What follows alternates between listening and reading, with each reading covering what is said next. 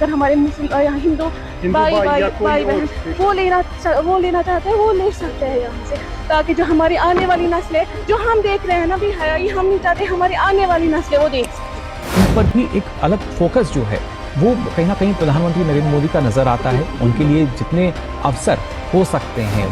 दोस्तों वैसे तो खेल को अगर किसी से भी पूछेंगे तो कहते हैं कि खेल तो भैया जुनून होता है, इसका किसी देश से ऐसे लेना देना नहीं होता, हम कुछ नहीं। लेकिन जब कार्रवाई की बात होती है तो छुटभैया बातों पे ही कार्रवाई शुरू हो जाती है।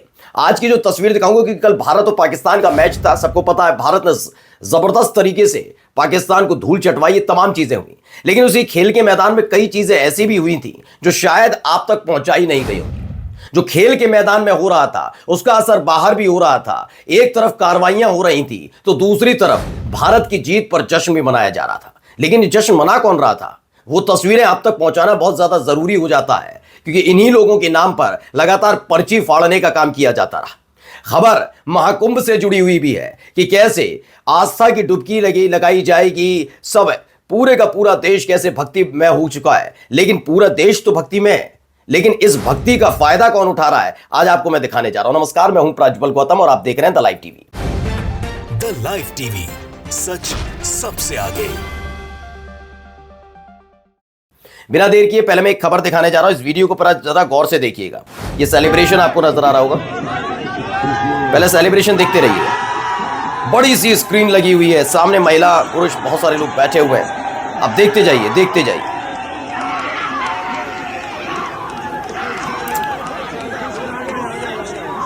ये वीडियो ठीक है, समझे आप। अब इसे मुफा दलाल बोहरा है, उन्होंने कुछ लिखा है, पढ़ना चाहिए। दरअसल इन्होंने जो दावा किया उनके मुताबिक ये जो वीडियो है, ये वीडियो हिंदुस्तान की नहीं बल्कि उनके मुताबिक ये वीडियो पाकिस्तान की है। उन्होंने एक दावा किया कि celebration in Pakistan for Virat Kohli's 100।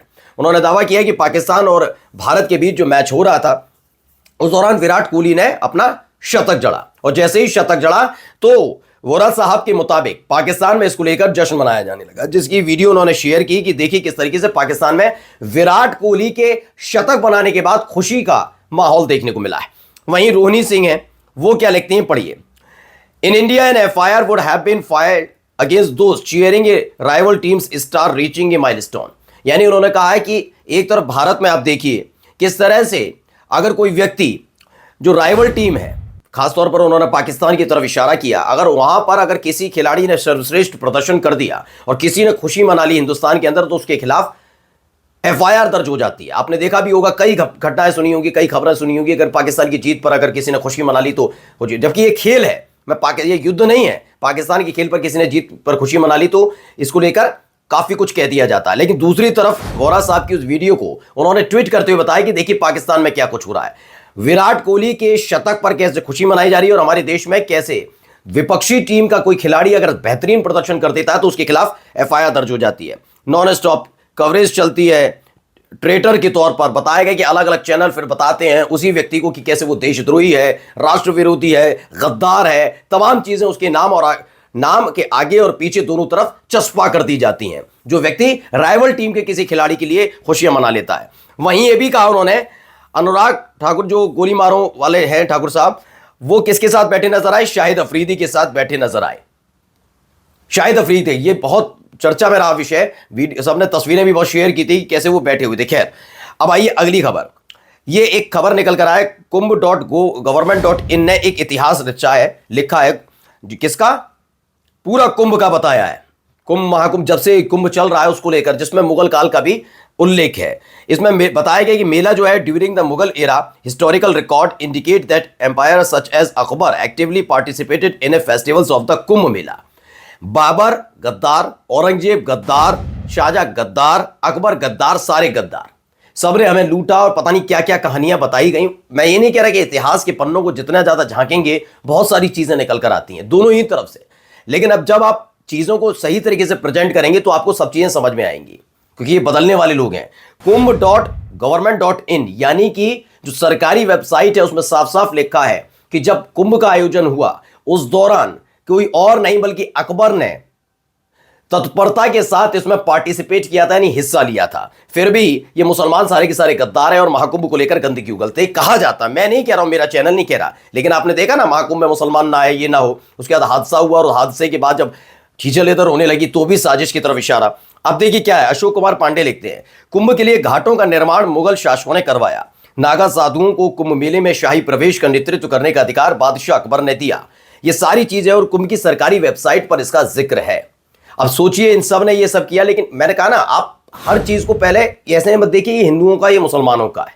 आप पहले इस इतिहास के पन्नों को अगर सहेज के रखेंगे, मैं ये नहीं कह रहा हूं कि अकबर ही को महान कह दीजिए बाबर महान कहिए, मैं जयकारी किसी के नहीं लगवा रहा हूं, ना मैं अकबर के लगवा रहा हूं ना किसी और हिंदू शासक के लगवा रहा हूं, लेकिन इतिहास एक तरीके से नहीं चलता। एक राजा को, कोई भी हो राजा, उसे कई पहलुओं पर फैसले लेने पड़ते हैं, कई पहलुओं पर फैसले लेने पड़ते हैं, कई सारी चीजें देखनी पड़ती हैं। इस दौर में भी अगर देखा जाए तो आपने देखा होगा कि इस दौर में भी कई ऐसी चीजें हैं जिसको लेकर आलोचना होनी चाहिए, वो नहीं हो पा रही, वो बात अलग है। लेकिन इतिहास इसका जाके मूल्यांकन करेगा ये कौन कौन से ऐसे फैसले लिए गए जिसे इस देश की मीडिया ने ऐतिहासिक तो बताया, लेकिन वो क्या वाकई ऐतिहासिक लायक थे।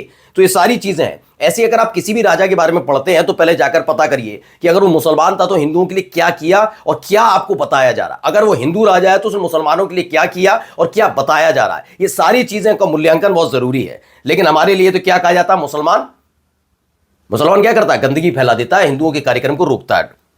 अब देखिए दैनिक भास्कर की भी खबर है, महाकुंभ गए हर 10 में से 9 लोग ठगे गए हैं।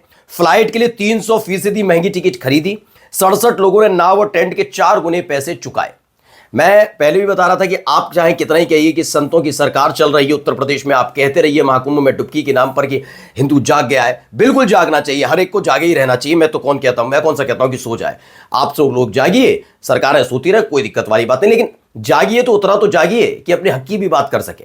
एक तरफ आपसे कहा जाता है कि हिंदुओं जागो और दूसरी तरफ क्या किया जा रहा है, जिस चीज का दाम 10 रुपए है उसके लिए क्या किया जा रहा है, 30 रुपए, 40, 50 रुपए लिए जा रहे हैं। ये तो छोटी रकम बता रहा हूं। फ्लाइट की टिकट कितनी महंगी होती है उसके लिए 300% ज्यादा पैसा लिया गया। ये टेंट के लिए, नहाने के लिए, नाव के लिए, सब चीज के लिए पैसा लिया जा रहा है। इससे जबरदस्त कमाई हो रही है, ये बात माननी चाहिए।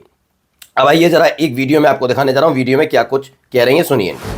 हिंदी में भी कुरान रखा है। अगर हमारे मुस्लिम हिंदू भाई बहन वो लेना चाहते हैं वो ले सकते हैं यहाँ से, ताकि जो हमारी आने वाली नस्लें, जो हम देख रहे हैं ना भी है, हम नहीं चाहते हमारी आने वाली नस्लें वो देख सके। बस तो हमें बताइए, क्योंकि वादी कश्मीर में अगर देखिए हजारों की तादाद में, लाखों की तादाद में लड़कियां हैं, आपको किस चीज ने मजबूर किया कि आपने ये कदम उठाया? तो दरअसल क्या है मैं बता देता हूं। द मुस्लिम की खबर है, लोकेशन है श्रीनगर। रमजान से पहले पवित्र कुरान मुफ्त में तकसीम करने पर 3 मुस्लिम महिलाओं को पुलिस ने हिरासत में ले लिया। क्यों लिया है? क्योंकि ये महिलाएं जो कुरान है उसका हिंदी वर्जन लोगों में बांट रही थी, फ्री में बांट रही थी। फ्री में बांटना मना है। आप जाइए, आपको कोई भी हमारे सनातन परंपरा से जुड़ा हुआ पुराण है, ये वैसे मैं तो कहता हूं अगर हिंदुओं को जगाना तो फ्री में बंटवाइए ना किताबें, वो नहीं, वो सारे काम आपने अभी अमूमन देखे नहीं होंगे। ये पुराण बट रहा है महाभारत के लिए, रामायण के लिए, ये सारी जो पवित्र ग्रंथ है, हमारे पवित्र पुस्तकें हैं, ये मुफ्त में आपको मिल जाए जरूरी नहीं। लेकिन अगर मुसलमान बांट देगा तो गिरफ्तार कर लिया था। क्या मुफ्त में कुरान तकसीम करना भी अपराध है? मुस्लिम युवकों के बाद अब मुस्लिम महिलाओं को भी किसी भी आरोप में हिरासत में लिया जाएगा, ये दावा द मुस्लिम की तरफ से किया जा रहा है। तो सोचिए, अब एक वीडियो पुरानी है लेकिन देखने लायक वीडियो है, जरा देखिए वीडियो। इन पर भी एक अलग फोकस जो है वो, इस वीडियो में नरेंद्र मोदी साहब नजर आ रहे होंगे। राजस्थान के मुख्यमंत्री हैं भजनलाल शर्मा। दरअसल क्या हुआ कि भजनलाल शर्मा थोड़े आगे निकल गए थे तो नरेंद्र मोदी साहब ने बड़ा टेढ़ी नजर से उनको देखी और ये वीडियो बड़ी तेजी के साथ वायरल भी हो रहा है।